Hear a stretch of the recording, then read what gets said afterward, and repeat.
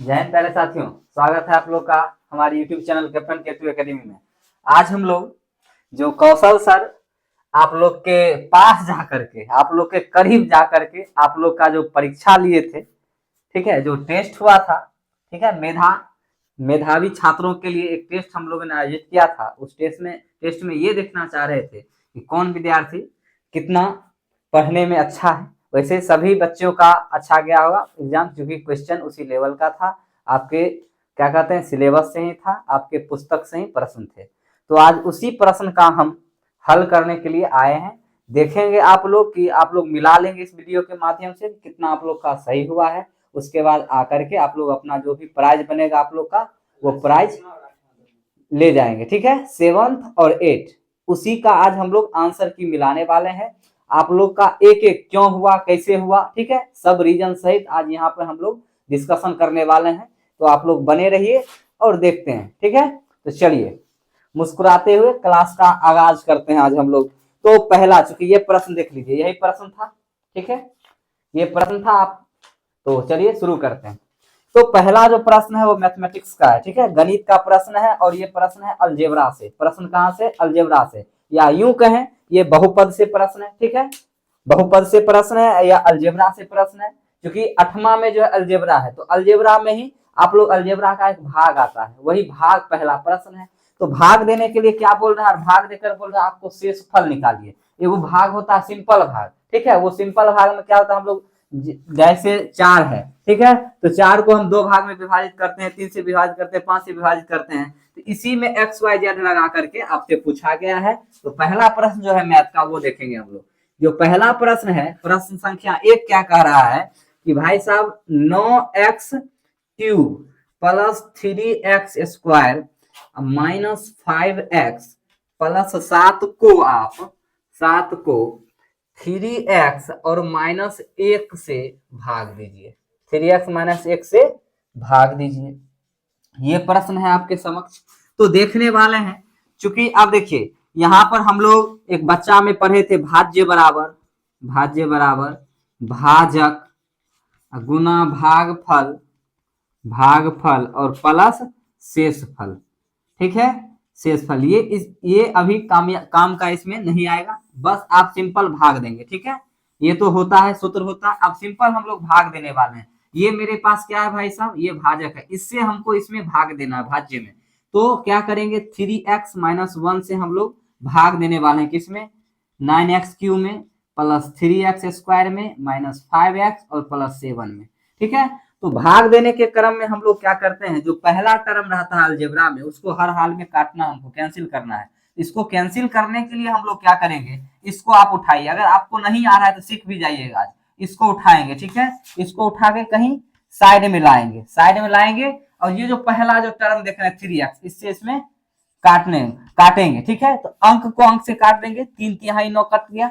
ठीक है, और घातांक का नियम कहता है कि अगर भाई साहब बेस सेम है, ठीक है, बेस मतलब आधार अगर सेम है, ठीक है, आधार क्या है? सेम है। आधार अगर सेम है और वो क्या है, किसमें है? भाग में है। भाग मतलब बट्टा होता, अनुपात होता। अगर भाग में है तो पावर क्या होता है? घट जाता है। कब? जब बेस सेम हो और भाग में रहे, क्या कहते हैं, घातांक के नियमानुसार, तो पावर घट जाता है। तो यहाँ पर हम लोग देखेंगे, यहाँ वैसे आप काट भी सकते हैं, अगर वैसे नहीं समझ में आया तो भाई ऊपर में x³ था 3 मार्क, यानी x3 को हम ऐसे लिख सकते हैं कि नहीं लिख सकते? लिख सकते हैं सर। अब x से एगो x खत्म हो गया, तो ऊपर में क्या बचा है? 3 बचा है और 2 x बचा है, तो इसका एगो पावर इसका एगो पावर क्या हो जाएगा? 3x² हो जाएगा। यानी मेरे पास ये आइडिया आ गया सर कि अगर हम इस टर्म को 3x² से गुना कर दे तो मेरा 9x³ आ जाएगा। तो यहाँ पर हम लोग क्या लिखने वाले हैं?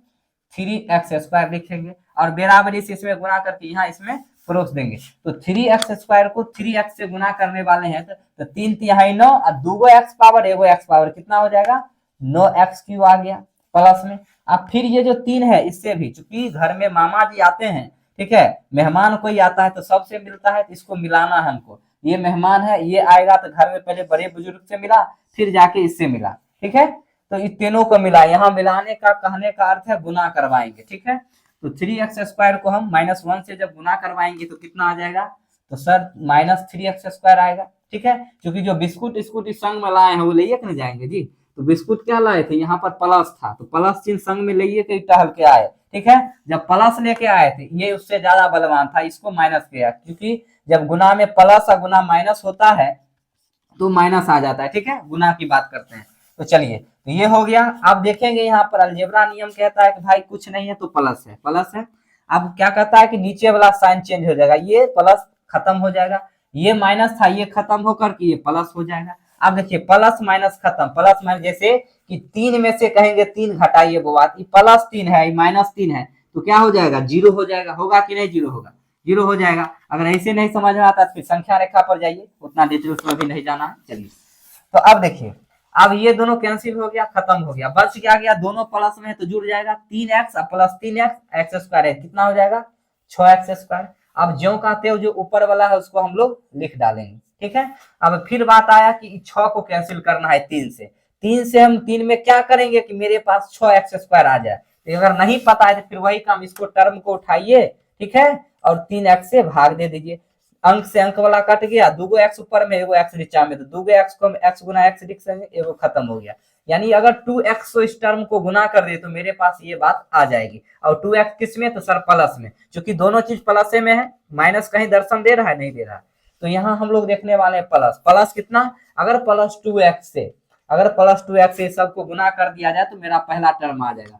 प्लस 2x से 3x को गुना करिए, 3 दूना 6, एगो एक्स कितना हो जाएगा, एक्स स्क्वायर हो जाएगा, फिर 2x इससे गुना होगा तो कितना होगा, -2x हो गया। अब देखिए, अब क्या करने वाले हैं, फिर पहला टर्म मेरा कैंसिल, ये प्लस में है, ठीक है, ये माइनस में है, ये हट के प्लस में आ जाएगा, फिर पहला टर्म कैंसिल हो गया, प्लस माइनस खत्म हो जाएगा, क्योंकि ऊपर में प्लस नीचे में माइनस, खत्म। अब देखिए नीचे में है प्लस, जब दो असमान चिन्ह रहता है जोड़ में तो हमेशा घटता है, याद रखिएगा, और जब दो समान चिन्ह रहता है तो हमेशा जुटता है। जैसे अगर -3 है और -3 दोनों को जोड़ना है तो कितना हो जाएगा, -6 हो जाएगा। दोनों गरीब है, ठीक है, जुट जाएगा, लेकिन रहेगा गरीबी का निशान लेकर रहेगा, ठीक है। जैसे दो प्लस, जैसे हम लेते हैं 3 और +3 तो जोड़ते हैं तो 6, तो दोनों अमीर है, प्लस साइन के साथ है तो दोनों प्लस साइन में ही रहेगा। तो जो जब दो समान चिन्ह रहते हैं तो हमेशा जुटते हैं, ठीक है, जोड़ में। अब बात करते हैं, अब यहाँ देखिए घटेगा, क्योंकि यहाँ दो असमान चिन्ह है, प्लस है माइनस है, तो घट करके क्या होगा, माइनस का ही चिन्ह आएगा, घटाएंगे लेकिन माइनस का ही चिन्ह लगाएंगे, क्योंकि जो बड़ा रहेगा वही अपना चिन्ह लेके आएगा। -3x हो गया, बच क्या गया, +7x, +7x बच गया। अब यहाँ पर बात करने वाले हैं आप लोग, देखिए -3x और यहाँ पर 3 है, तो बस कमी किसका है भाई, अगर -1 से इसको गुना कर दिया जाए तो कितना हो जाएगा, ये हो जाएगा -3x हो जाएगा, फिर माइनस और -1, माइनस माइनस +1 हो गया। अब साइन चेंज होता है तो ये खत्म हो जाएगा, ये प्लस हो जाएगा, ये खत्म, ये माइनस, अब ये दोनों फिर कट गया। अब 7 में से 1 गया तो कितना, 6। तो आपसे क्वेश्चन में पूछ क्या रहा था, भाई साहब आप शेषफल बताइए, भाग दीजिए और शेषफल ज्ञात कीजिए, ठीक है। भाग देने पर क्या पूछ रहा था, आपका शेषफल पूछ रहा था, तो मेरे पास शेषफल कितना आ गया, वो 6, तो यही, यानी ऑप्शन संख्या 1, ऑप्शन संख्या 1 आप लोग का सही होगा। जिस भी व्यक्ति का 6 आंसर आया है ऑप्शन नंबर 1 शायद होगा, ठीक है, ऑप्शन नंबर 1 ही है, तो ऑप्शन संख्या 1 आपका सही होगा, ठीक है। ये हो गया, समझ गए होंगे ये अच्छी तरीके से। प्रश्न संख्या 2 कह रहा है, ये मुजबानी ही सॉल्यूशन ले लेंगे, इसे देख ही लेते हैं। अब देखिए, ये प्रश्न संख्या आपका संख्या से क्वेश्चन पूछा है, संख्या जब विभाजन हम लोग करते हैं उस आधार पर। पहला बोल रहा है 2 नंबर प्रश्न है कि भाई सबसे छोटी अभाज्य संख्या, ठीक है। तो अब ये अभाज्य संख्या क्या होता है, ठीक है, तो ये सब हम पढ़ाएंगे, वैसे सुन लीजिए। अभाज्य संख्या वैसी संख्या होती है जिसका सिर्फ 2 गुणनखंड हो। 2 कहने का मतलब या तो स्वयं से कट जाए या 1 से कटे, ठीक है, या तो स्वयं से कटे या 1 से कटे। जैसे हम बात करते हैं 3, देख लीजिए 3 क्या होगा, 3 में या तो 1 से भाग लग जाएगा या 3 खुद से कटेगा। जैसे 2 लिख लेते हैं, ठीक है, 2 मात्र एक ऐसी सम संख्या है, मतलब सम अभाज्य संख्या है। 2 चूंकि 2 क्या है, सम संख्या भी है और ये अभाज्य है। 2 सिर्फ 1 से कटेगा और ये खुद से कटेगा, ठीक है। तो क्वेश्चन बोल रहा था कि सबसे छोटी अभाज्य संख्या, क्वेश्चन बोल रहा है क्या, सबसे छोटी अभाज्य संख्या। तो सबसे छोटी अभाज्य संख्या भाई साहब 2 होता है। और बोल रहा तथा सबसे छोटी यौगिक संख्या, सबसे छोटी यौगिक संख्या, तो सबसे छोटी यौगिक संख्या कंपाउंड नंबर होता है 4। तो बोल रहा है कि दोनों के गुणनफल क्या होगा, दोनों का गुणनफल, यानी दोनों के अकॉर्डिंग टू क्वेश्चन कह रहा है कि गुना दोनों का क्या होना चाहिए, तो लीजिए 2 गुना 4 कर दिए, कितना हो गया 8। यानी ऑप्शन नंबर आपका डी सही है। इसमें क्या मारेंगे आप लोग, ऑप्शन नंबर डी आपका सही हो जाएगा। ठीक है, सबसे छोटी अभाज्य संख्या 2 होता है, सबसे छोटी यौगिक संख्या 4 होती है, दोनों को गुना करेंगे तो आंसर 8 आ जाएगा। ठीक है, ये प्रश्न संख्या 2 था। प्रश्न संख्या 3 बोल रहा है कि भाई साहब आप देखिए यहाँ पर जो प्रश्न संख्या 3 है वो क्या बोल रहा है कि 3/4 4/5, ठीक है, और है 7/60 का मौसो निकालिए। मौसो ये कहे तो यू HCF, ठीक है, इसका बोल रहा है HCF निकालिए। चूंकि आप लोग पढ़े होंगे सिंपल HCF, ठीक है, सिंपल HCF पढ़े होंगे, यहाँ पर आ गया भिन्न वाला HCF। तो सूत्र होता है भाई, अगर भिन्नों का HCF निकाला जाता है तो भिन्नों का HCF का सूत्र होता है ऊपर वाला यानी अंश का क्या होता है HCF और हर का LCM निकाल करके वही मेरा आंसर हो जाता है। ठीक है, तो भिन्नों का HCF क्या हो जाता है, भिन्नों का HCF, भिन्नों का मौसो का सूत्र होता है कि अंश बटा, चूंकि अंश बटा हर होता है बट्टा, तो ऊपर वाला जो अंशों का क्या लेंगे, अंशों का मौसो लेंगे और हरों का लौसो लेंगे। क्या लेंगे, हरों का लौसो लेंगे। ठीक है, तो अंश क्या है, क्या क्या ऊपर में है, 3 है, 4 है, 7 है, ये अंश है। ठीक है, इसका क्या बोल रहा है कि मौसो, तो 3 और 4 और 7 का मौसो निकालना है। ठीक है, हाईएस्ट कॉमन फैक्टर निकालना है, यानी कॉमन का मतलब इस सब में कौन सा सब तीनों में कॉमन होगा, ऐसा कौन सा फैक्टर है, गुणन है जो तीनों में कॉमन होगा। तो आप देखिए अगर 3 से अगर हम 4 में भाग दे चुकी मौसम निकाले तो क्या 1 मर्तबे लगेगा सर, 1 मर्तबे लगा, 1 बचा है, फिर 3 को यहाँ पटक देंगे, 3 खत्म।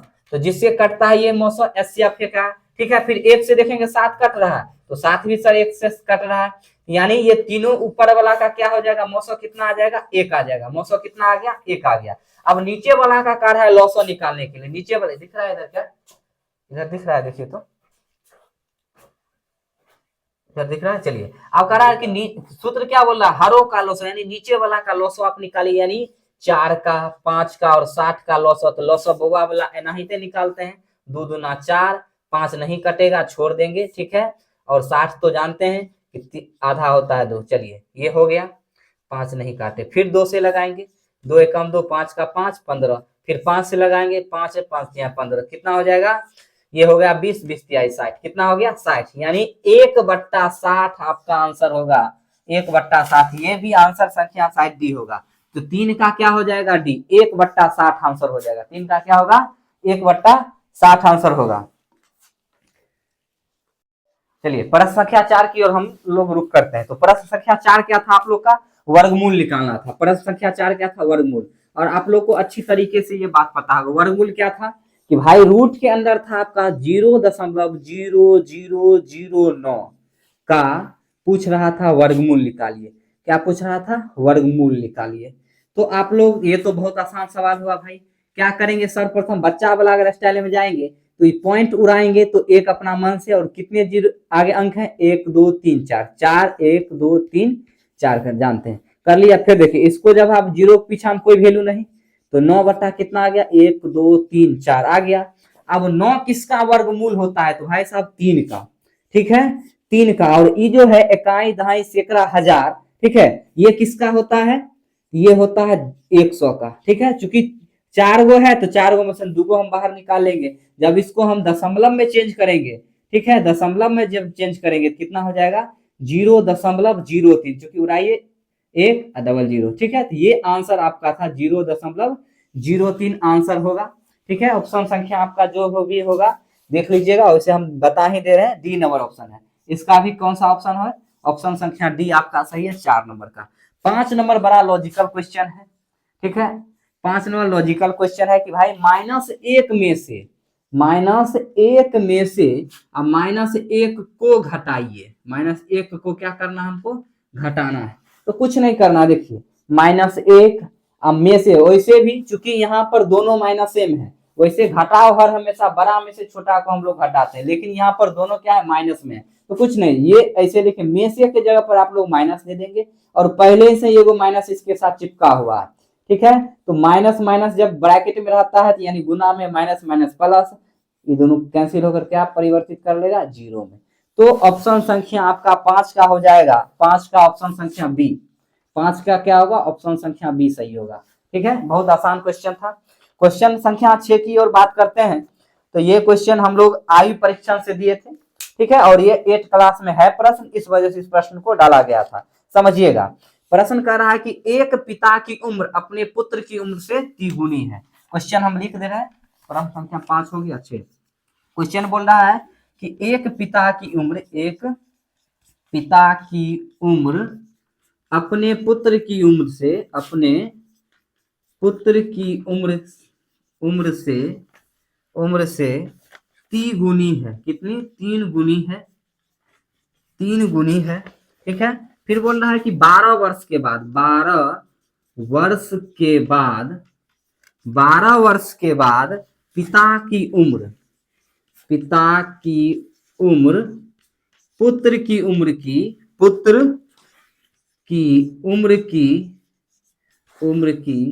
2 गुनी, 2 गुनी हो जाती है, 2 गुनी हो जाती है, हो जाती है। तो पिता की उम्र बताएं, तो पिता की उम्र बताइए। ये प्रश्न आपके समक्ष था। ठीक है, प्रश्न भी लिख लीजिएगा, क्योंकि आप लोग को क्वेश्चन नहीं मिला होगा, तो क्वेश्चन भी देख लीजिए यहाँ पे। ठीक है, प्रश्न संख्या 4 था।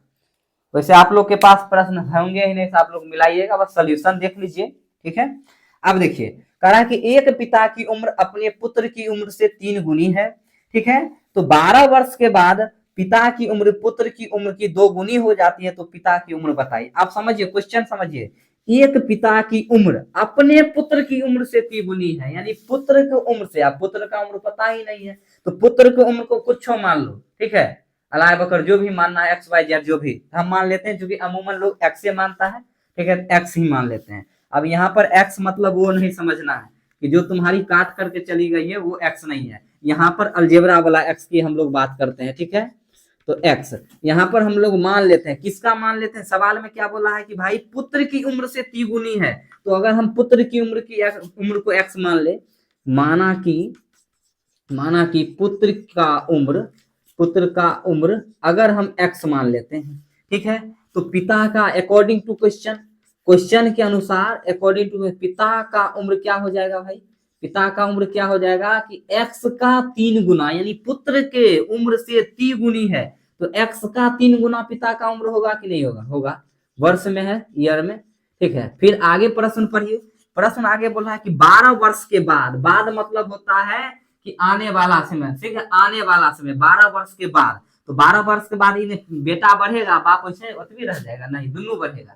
12 वर्ष के बाद अगर उम्र बढ़ाया जाएगा तो बेटा भी बढ़ेगा x प्लस 12 वर्ष, और बाप भी बढ़ेगा x प्लस 12 वर्ष, दोनों बढ़ेगा। तो इसमें हम लोग बात करने वाले, अब यहाँ देखिए, तो हम लोग क्या बात करेंगे? पिता दोनों की उम्र 12 वर्ष के बाद, दोनों की उम्र 12 वर्ष के बाद, 12 वर्ष के बाद, क्योंकि क्वेश्चन क्या बोला है कि 12 वर्ष के बाद, यहाँ पर दोनों नहीं बोला, लेकिन आपको लेना पड़ेगा। आप ही सोचिए कि अगर आप 4 साल के हैं, ठीक है, और कहेंगे अब आने वाला 5 साल में आपके पिताजी और आपका उम्र में क्या अंतर, आप भी आने वाला 5 साल में 5 साल बढ़िएगा, और आपके पिताजी आने वाले समय में 5 साल बढ़ेंगे, दोनों की उम्र बढ़ेगा। वही बात है यहाँ पर कि 12 वर्ष के बाद दोनों की उम्र हम क्या करेंगे? तो x प्लस 12 हो जाएगा, किसका भाई? पुत्र का उम्र है, ये किसका है? पुत्र का उम्र। और क्या हो जाएगा?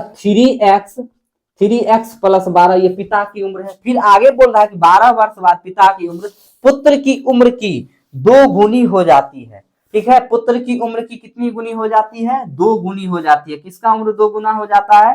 तो पिता का उम्र पुत्र की उम्र की 2 गुनी हो जाती है। तो 2 से इसको क्या कर देंगे हम लोग? बराबर करके गुना कर देंगे, तब दोनों बराबर हो जाएगा। अब देखते हैं, यहाँ पर देखेंगे 6x आ रहा है या नहीं आ रहा है। 12 दूना 24 हो गया। ठीक है, अगर उल्टा हो गया, 1 मिनट, दिख रहा है? यहाँ तक दिख रहा है? इसको मिटाएंगे यहाँ से। दिख रहा है क्या? दिख रहा है नीचे? चलिए, सवाल समझिएगा। अब देखिए, चूंकि बोल रहा है कि पिता की उम्र जो है वो 2 गुनी हो जाती है, तो पिता की उम्र बताए, पुत्र की उम्र की 2 गुनी हो जाती है। तो यहाँ पर इसको बराबर में लाने के लिए पुत्र की उम्र को हम क्या करेंगे? 2 से भाई गुना कर देंगे। पुत्र की उम्र को क्या कितना से गुना कर देंगे, 2 से पुत्र की उम्र को गुना करना, क्योंकि बराबर लाना हमको, ठीक है। तो बराबर लाने के लिए इसको जब हम 2 से गुना करिए 2x और 12 दूना 24 हो गया, इधर हो गया 3x प्लस 12 हो गया, ठीक है। 2x इधर लाएंगे x, फिर इधर लाएंगे 12, फिर इधर जाएगा, ये सब पता होना चाहिए आप लोग को, बेसिक चीज है। अब ये घटाएंगे तो सर माइनस एक्स इधर आ जाएगा -24, 12 सॉरी -12, माइनस से माइनस खत्म हो जाएगा, x बराबर 12 वर्ष, यानी पुत्र का उम्र कितना आ गया 12 वर्ष। हम लोग माने कहाँ थे, यहाँ पुत्र का उम्र कितना आ गया 12 वर्ष। तो हमसे उम्र किसका पूछा जा रहा है, पिता की उम्र बताएं।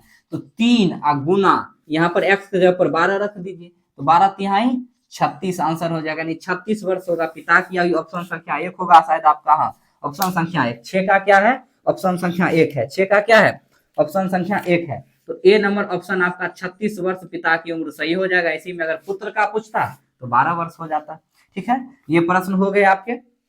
फिर हम लोग प्रश्न संख्या 7 की बात करेंगे। तो 7 यहाँ पर दिख रहा होगा, तो हम लिख दे रहे हैं, दिख रहा है। चलिए प्रश्न संख्या 7 आपका दिया हुआ ये घातांक के नियम से बहुत आसान प्रश्न है कि भाई 2 का पावर है 4x, गुना में है 2 का पावर 3x और बराबर में है 2 का पावर 14। तो घातांक, घात और घातांक का नियम कह रहा है कि अगर बेस सेम हो, आधार ये सेम हो ना, ये सेम होता है तो क्या होता है, अगर गुना में रहता है और ये सेम रहता है तो दोनों जुटता है। तो यहाँ दोनों सेम है तो गुना में भी है तो दोनों ऊपर का जुट जाएगा। ये दोनों का पावर 1 लिख लेंगे, 4x प्लस 3 कर लेंगे 3x और है 2 के पावर 14, ठीक है। फिर घातांक का नियम करता है कि अगर पावर सेम है तो ये दोनों छोड़कर ऊपर का दोनों क्या हो जाता है, बराबर आ जाता है, ठीक है। तो क्या करेंगे 4x फिर 3x और बराबर 14 कर लेंगे। 4 3 कितना हो जाएगा भाई साहब 7x, 7x बराबर 14। अब 7 गुना x गुना में है तो x इधर किस में आ जाएगा, भाग में, तो 7 दूना 14,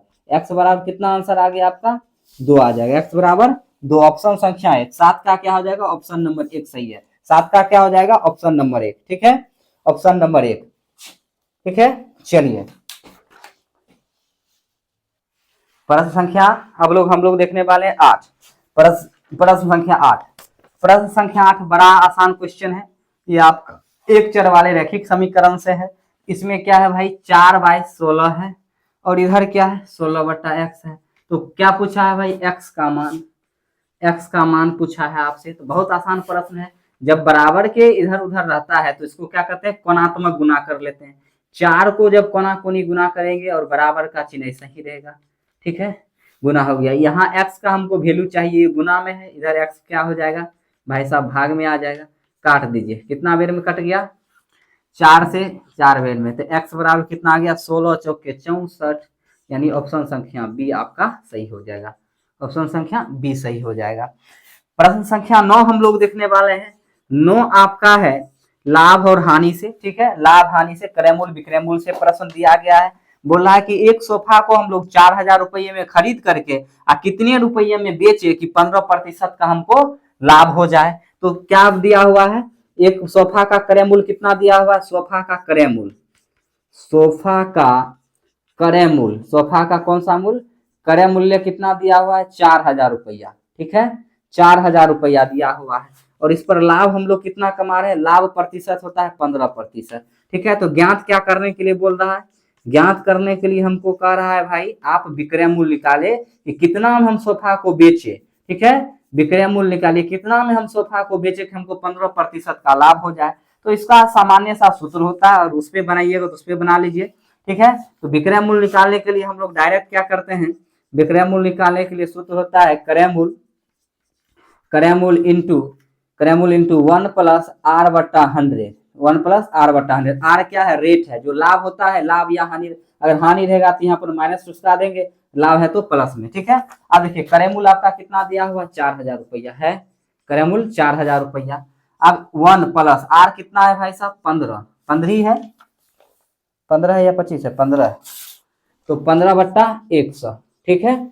अब क्या करेंगे, आप देखिए 1 प्लस 15/100, इसका अगर लॉसो निकालिएगा तो लॉसो निकालिए, नहीं तो आप लोग पूर्णांक तोड़ने आता है, पूर्णांक तोड़ दीजिए, इसको गुना कर इसको जोड़ दीजिए। अगर लॉसो पर समझिएगा तो इस पे समझिए, ठीक है, दोनों तरीका से समझा देते। 115 बट्टा कितना आ गया 100 आ गया। तो यहाँ हम लिख सकते हैं 4000 गुना, चूंकि ब्रैकेट का मतलब गुना 115/100, 2 जीरो घर गया तो 115 चौका कितना हो जाता है जी, 5 चौक के 20 को सुना हासिल 2, 4 2 6, कितना हो जाएगा इस पे, जितना जीरो है आप डाल दीजिए, 15 चौके 60 यानी कितना 4600 रुपया शायद आपका आंसर है, 4600 रुपया आंसर। इतना लाभ, यानी उस सोफा को अगर हम क्या करेंगे 600, देखिए यहाँ जब निकालिएगा तो लाभ 600 आएगा, ठीक है, इसका प्रतिशत नहीं, लाभ प्रतिशत बराबर फॉर्मूला आप लोग जानते हैं, देख लेते हैं, जांच कर लेते हैं।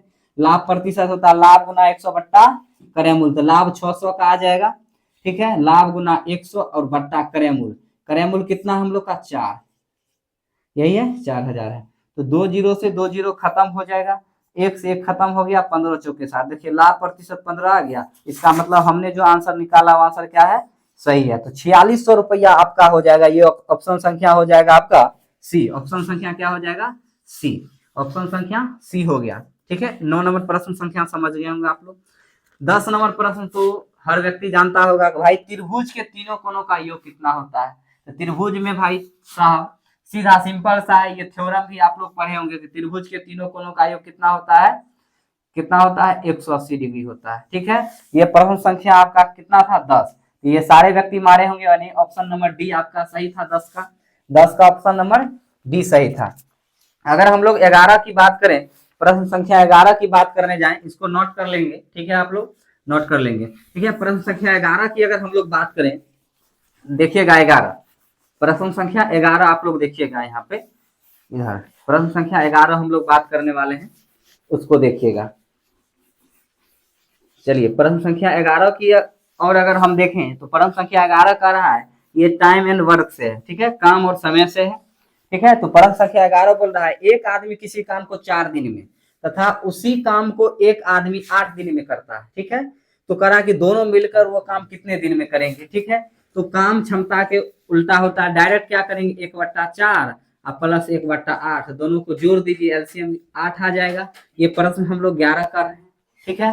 बोला कि एक आदमी एक काम को कितना 4 दिन में, तो 1/4 कर देंगे, 1/8 कर देंगे, ठीक है। ये पढ़े होंगे आप लोग। अब देखिए 4 दूना 8, 2 1 कितना हो गया 3/8, फिर इसका उल्टा करना है, चूंकि उल्टा होता है तो 8/3 दिन, कितना हो जाएगा 8/3 दिन। तो ऑप्शन नंबर हो जाएगा आपका बी, 11 का क्या हो जाएगा भाई साहब बी, क्या होगा ऑप्शन संख्या बी, 11 का ऑप्शन नंबर बी आपका एकदम बिल्कुल सही है, बी। 12 नंबर प्रश्न की अगर हम रुक करें तो 12 नंबर में देखिएगा आप लोग, 12 नंबर में कोशिश करिएगा देखने का, ठीक है। 12 नंबर में हम लोग प्रश्न देखने का कोशिश करेंगे। 12 नंबर बड़ा मस्त प्रश्न है और आप लोग इसमें फंसे होंगे और आप लोग को लग रहा होगा कि सर प्रश्न गलत है, लेकिन गलत नहीं है, ठीक है। और गलत भी है तो हमने ऑप्शन क्या दिया था, डी दिया था। ऑप्शन नहीं आ रहे होंगे आप लोग के, शायद जब आप लोग बना रहे होंगे तो ऑप्शन नहीं आ रहा होगा प्रश्न का। चलिए तो प्रश्न संख्या 12 क्या है भाई, 12 है ये आपका चक्रवृद्धि ब्याज से है। तो चक्रवृद्धि ब्याज का फॉर्मूला, चक्रवृद्धि ब्याज का हम लोग फॉर्मूला जानते हैं, क्या होता है मूलधन into 1 plus r/100 power n और -1, ये चक्रवृद्धि ब्याज का क्या है फॉर्मूला है। तो आपको बोल दिया है कि 500 रुपया, ये मूलधन है तो 500 रुपया, क्योंकि अगर यहाँ 5000 आता तो आंसर आपका सटीक आ जाता, शायद टाइपिंग मिस्टेक हो गया हो, लेकिन हमने डी नंबर ऑप्शन दिया है तो आपको मारना पड़ेगा भाई वहां से। अब देखिए तो 1 प्लस r/100, 1 प्लस r क्या है, r रेट है, रेट कितना बोला है कि 4% वार्षिक ब्याज की दर से, तो रेट कितना है भाई 4%, सवाल में दे रखा है रेट, ठीक है 4%। n जो है ये t है, इसको t पावर में t कर लेंगे, ठीक है, पावर में जो समय का होता है, ठीक है t, तो पावर में t कितना दिया हुआ है 2 वर्ष, पावर में t कितना दिया हुआ है 2 वर्ष, 2 वर्ष है तो पावर में 2 कर देंगे और -1 कर देंगे। फिर देखिए जब इसको हम लोग सॉल्यूशन करेंगे, सॉल्व करेंगे, जब इसको काट दिए 25 चौके 100 तो 26/25 आ जा रहा है, इसका स्क्वायर -1, ठीक है। तो 526 को जब हम गुना करेंगे तो कितना आता है 676, इसका स्क्वायर और इसका स्क्वायर 625 और -1, ठीक है, -1। जब इसका एलसीएम लेंगे तो 625, तो 676 और -625, ठीक है, ये एलसीएम इसका आ रहा है 500 का, ठीक है 500। जब इसको हम निकालेंगे तो 676 में से अगर हम 625 को घटा लें तो कितना आ रहा है मेरे पास 51 आ रहा है, कितना आ रहा है 51 आ रहा है।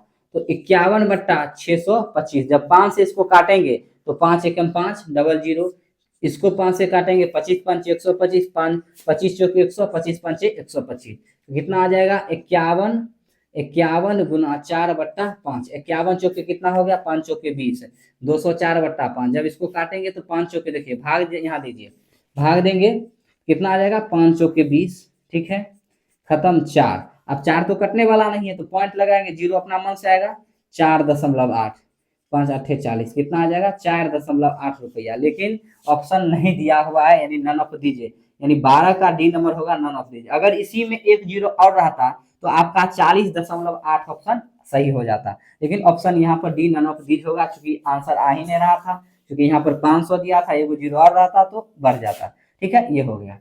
अब ये आपका मैथ के प्रश्न खत्म हो गए, मैथ के प्रश्न सारे के सारे प्रश्न मैथ के खत्म हो गए। अब हम लोग देखने वाले हैं, मैथ के प्रश्न खत्म हो गए तो चलिए अब हम लोग देखेंगे क्या, सोशल साइंस का जो भी प्रश्न है उस प्रश्न के बारे में हम लोग चर्चा करेंगे। ठीक है, इसको लिख लिए होंगे, लिख लिए होंगे आप लोग फास्ट हैं, फास्ट एंड फ्यूरियस। ठीक है, अब देखिए हम लोग बात करते हैं थोड़ा वो प्रश्न के बारे में। एक मिनट, कॉल आ रहा है कहीं।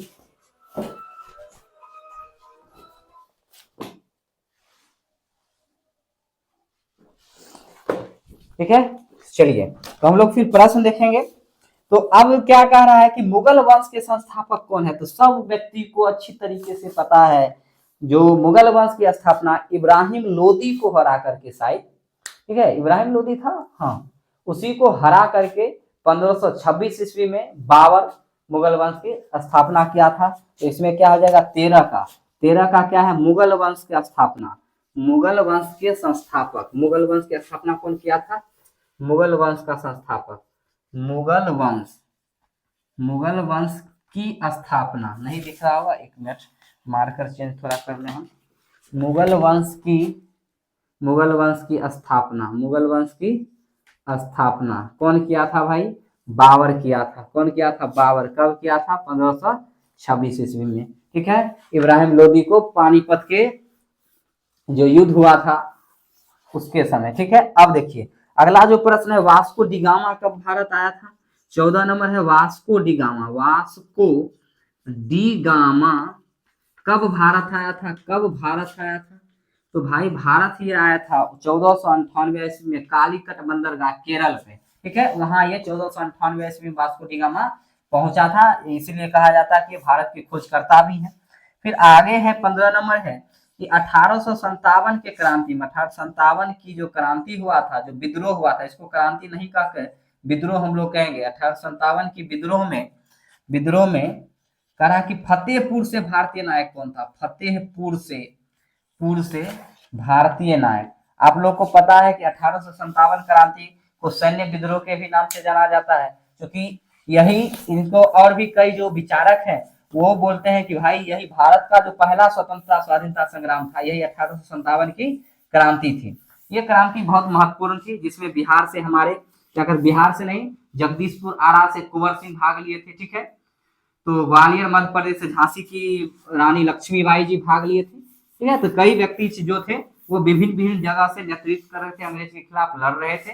दिल्ली से बहादुर शाह जफर भाग ले रहे थे, तो सब व्यक्ति लड़ रहे थे। उसी में फतेहपुर से जो भारतीय नायक था, भारतीय नायक कौन थे फतेहपुर से, फतेहपुर से भारतीय नायक थे आपका अजीम उल्लाह। कौन थे, अजीम उल्लाह आपके भारतीय नायक थे। ठीक है, और फैजाबाद से इसी में देखिए, फैजाबाद से अहमदुल्लाह था और फतेहपुर से अजीम उल्लाह थे भारतीय नायक। फतेहपुर से कौन थे, अजीम उल्लाह, और फैजाबाद से कौन थे, अहमद उल्लाह जी। ठीक है, और कुंवर सिंह कहाँ के थे, कुंवर सिंह जगदीशपुर आरा से, रानी लक्ष्मीबाई ग्वालियर मध्य प्रदेश से लड़ रहे थे। ठीक है, ये बात हो गई। अगला प्रश्न है प्रश्न संख्या से 6 कि गांधी जी ने सत्याग्रह का सबसे पहले प्रयोग कहाँ किया था। तो आप लोग को पता होना चाहिए कि सत्याग्रह का अर्थ होता है सत्य के लिए आग्रह करना, क्योंकि अंग्रेजों को उस समय गांधी जी, 3 हथियार थे गांधी के, सत्य, अहिंसा और सत्याग्रह। वो सत्य के मार्ग पर चलते थे और वो चाहते थे कि अंग्रेज किसी तरह इनकी बातों को मान ले। तो सत्याग्रह उससे पहले गांधी जी सबसे पहले अगर बात करें तो दक्षिण अफ्रीका में सत्याग्रह का प्रयोग किए थे। तो गांधी जी कहाँ किए थे सत्याग्रह का प्रयोग, गांधी जी सत्याग्रह का प्रयोग सबसे पहले सबसे पहले कहाँ किए थे? दक्षिण अफ्रीका में। कहाँ किए थे? दक्षिण अफ्रीका में। और भारत में सबसे पहले कहाँ किए थे? तो चंपारण में। ठीक है, भारत में कहाँ किए थे? चंपारण में। 17 नंबर प्रश्न है, इनकलाब जिंदाबाद के नारा कौन दिए थे? भगत सिंह। इनकलाब जिंदाबाद, इनकलाब जिंदाबाद, इसका अर्थ होता है क्रांति की जय हो। इनकलाब जिंदाबाद का नारा कौन दिए थे? भगत सिंह। कौन दिए थे भाई साहब? भगत सिंह इनका नेतृत्व नारा दिए थे। अगला है 18 नंबर, जोजिला दर्रा कहाँ है? ठीक है, जोजिला दर्रा कहाँ है? ये पहाड़ी का एक मार्ग है जोजिला दर्रा, ये है लद्दाख में। जोजिला दर्रा कहाँ है भाई साहब? लद्दाख में आपके जोजिला दर्रा। ठीक है, ये प्रश्न संख्या 18 तक आपका समापन हो गया। 19 नंबर क्या बोल रहा है? 19 नंबर प्रश्न देखिए यहाँ पर, प्रश्न संख्या 19 बोल रहा है कि निम्न में कौन अनवीकरणीय संसाधन है? अनवीकरणीय संसाधन वैसे संसाधन को कहा जाता है जिसकी पुनः प्राप्ति नहीं होती है, होती भी है तो उसमें लंबे अवधि लग जाता है, लंबा समय लग जाता है। तो वायु को हम लोग तो पुनः प्राप्त कर लेते, जल को, सूर्य को, लेकिन जीवाश्म ईंधन में कोयला, पेट्रोलियम, ये सब की प्राप्ति लंबे समय के बाद होती है। तो 19 का हो जाएगा भाई साहब जीवाश्म। क्या हो जाएगा? जीवाश्म ईंधन जो है ये क्या है? अनवीकरणीय संसाधन। कैसा संसाधन है? अनवीकरणीय, अनवीकरणीय संसाधन है।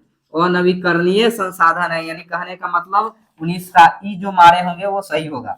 ठीक है, ये मिला लीजिएगा आप लोग। अगला है गंगा का जो उद्गम स्थल कहाँ है? तो गौमुख हिमानी है। गंगा का उद्गम स्थल कहाँ है? 20 नंबर प्रश्न संख्या, गंगा का उद्गम स्थल। गंगा का उद्गम स्थल, उद्गम स्थल कहाँ है? गंगा का उद्गम स्थल है गौमुख हिमानी। कहाँ है? गौमुख हिमानी है। गौमुख हिमानी से गंगा जी निकलते हैं। ठीक है, उसका नाम है गौमुख हिमानी। ठीक है, 21 संख्या प्रश्न संख्या 21 है भाई कितने ग्रहों को हम लोग नंगी आंखों से देख सकते हैं? तो मात्र 5 ग्रह। ग्रह की संख्या 8 है और 5 ग्रह को हम लोग खुली आंखों से, नंगी आंखों से देख सकते हैं। तो नंगी आंखों से कितना ग्रह को देख सकते हैं? नंगी आंखों से मात्र 5 ग्रह। कितने ग्रह? मात्र 5 ग्रह को हम लोग देख सकते हैं। कितने ग्रह? मात्र 5 ग्रह को सिर्फ नंगी आंखों से देखा जा सकता है। कितने ग्रह को? 5 ग्रह को। चिल्का झील कहाँ है? तो उड़ीसा में। चिल्का कहाँ है? उड़ीसा में। चिल्का झील कहाँ है? प्रश्न संख्या आपका 22। चिल्का झील, चिल्का झील कहाँ है भाई साहब? उड़ीसा में। चिल्का झील कहाँ है? उड़ीसा में। चिल्का झील कहाँ है? उड़ीसा में है। चिल्का झील कहाँ है? उड़ीसा में। ये प्रश्न संख्या 22 था। चिल्का झील कहाँ है? तो उड़ीसा में है। B number option. 23 नंबर है कि गोल क्रांति किससे संबंधित है? गोल क्रांति, तो गोल गोल क्या होता है? आलू। तो गोल क्रांति किससे संबंधित है? आलू से। गोल क्रांति किससे संबंधित है? आलू से। 23 संख्या प्रश्न संख्या 23 वहां है कि गोल क्रांति किससे संबंधित है? आलू से। गोल क्रांति किससे संबंधित है? आलू से। अब देखिए 23 हो गया है, अब हम लोग 24 की ओर अग्रसर होने वाले हैं। इससे पहले आप लोग ये सारे प्रश्न देख लेंगे, मिला लेंगे, स्क्रीनशॉट कर लेंगे। ठीक है, इसको बिताया जा रहा है।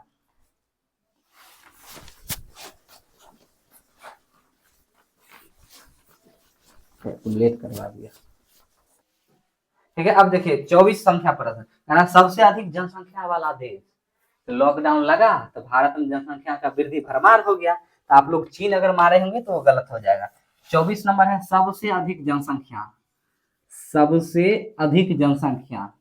ठीक है, सबसे अधिक जनसंख्या वाला देश, अधिक जनसंख्या वाला देश कौन है? जनसंख्या वाला देश हमारा प्यारा भारत, जनसंख्या वाला देश। ठीक है, कौन सा है भाई? भारत है। ठीक है, 24 नंबर प्रश्न। आप देखिए 25 नंबर प्रश्न है हीराकुंड परियोजना। ये हीराकुंड परियोजना क्या है? तो ये भाई ये बहुउद्देशीय परियोजना है, बिजली उत्पादन करने का एक विधि है जिसमें जल से बिजली उत्पादन किया जाता है, हीराकुंड परियोजना। तो हीराकुंड परियोजना है कहाँ? हीराकुंड परियोजना, हीराकुंड परियोजना आपके महानदी पर है, उड़ीसा में। परियोजना कहाँ है? हीराकुंड परियोजना कहाँ है? महानदी, उड़ीसा में। महानदी, महानदी पर है और उड़ीसा में है। कहाँ है? महानदी और उड़ीसा में है हीराकुंड परियोजना। ठीक है, अगला है कि बिहार की राजधानी, बहुत Lallu Panju question, lollipop question. Bihar की राजधानी कहाँ है? बिहार की राजधानी कहाँ है? बिहार की राजधानी सर जी नई दिल्ली, नई दिल्ली है जी। पटना है बिहार की राजधानी। ये कहाँ है? पटना है। अब इसी में कोई बच्चा पूछेगा पटना की राजधानी कहाँ है? फटाक दिल्ली, नई दिल्ली बोल देता है।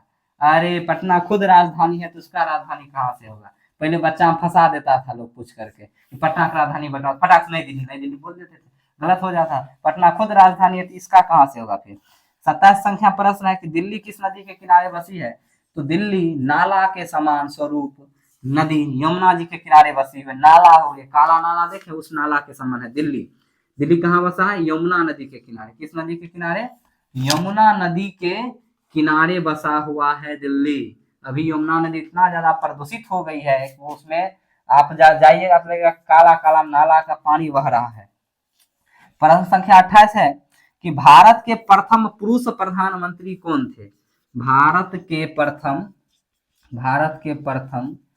पुरुष प्रधानमंत्री, पुरुष प्रधानमंत्री, भारत के प्रथम पुरुष प्रधानमंत्री सभी व्यक्ति जानते हैं, पीएल जवाहरलाल नेहरू, यानी पंडित जवाहरलाल नेहरू, जवाहरलाल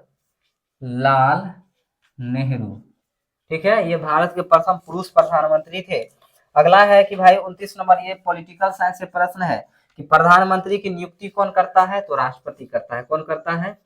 प्रधानमंत्री की जो नियुक्ति होता है, प्रधानमंत्री की नियुक्ति कौन करता है? प्रधानमंत्री की नियुक्ति कौन करता है? तो राष्ट्रपति जी करते हैं। कौन करते हैं? राष्ट्रपति जी करते हैं। इस सबके बारे में डिटेल से चर्चाएं होगी जब आप चैप्टर पढ़िएगा वहां पे। ठीक है, 30 नंबर प्रश्न है कि राष्ट्रपति का मासिक वेतन कितना होता है? तो 5 लाख। राष्ट्रपति का मासिक वेतन कितना है? राष्ट्रपति का मासिक वेतन कितना है? मासिक वेतन है 5 लाख रुपया। क्या लाख रुपया? 5 लाख रुपया। राष्ट्रपति का मासिक वेतन 5 लाख रुपया। प्रश्न संख्या 31 है कि भारत में लोकसभा सीट की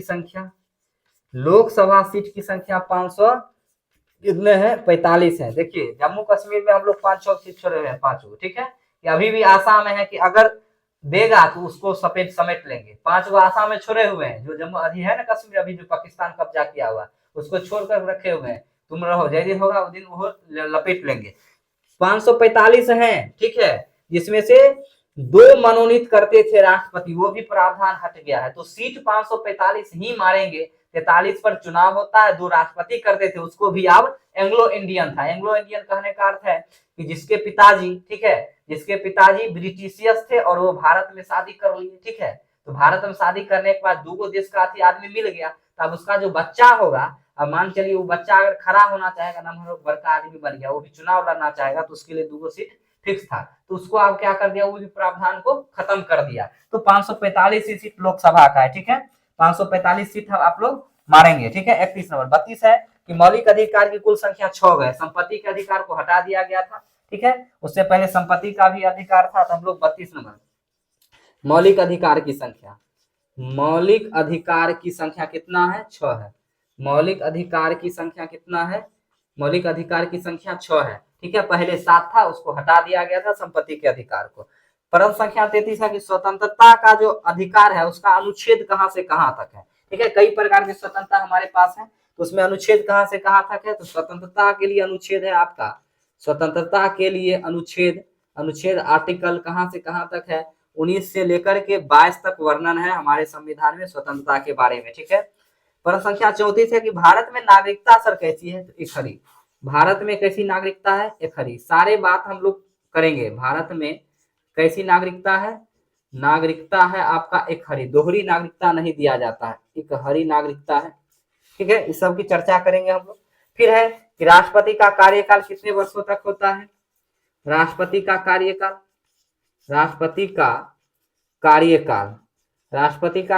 कितने वर्षों का होता है?